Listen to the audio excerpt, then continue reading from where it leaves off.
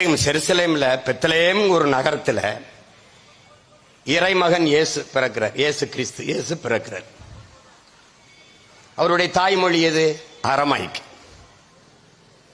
அவருக்கு தமிழ் தெரியுமா? தெரியாது.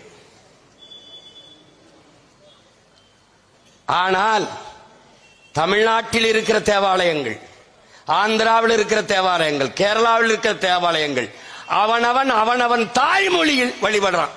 யாருக்கு முன்னாடி? இயேசுக்கு முன்னாடி.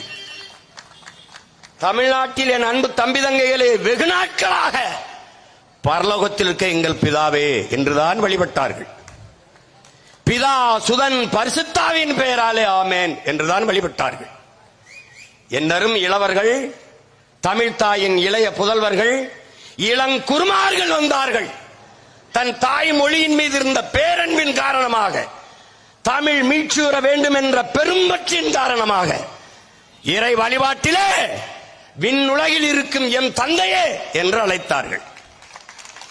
பிதா சுதன் பரிசுத்தாவி என்கிற அந்த சொற்களை, வடமொழி சொற்களை தகர்த்து தந்தை மகன் தூய ஆவி என்று வழிபடுகிறார்கள். உம்முடைய ராஜ்யம் வருக என்பதை மாற்றி உம்முடைய அரசு வருக என்று போற்றினார்.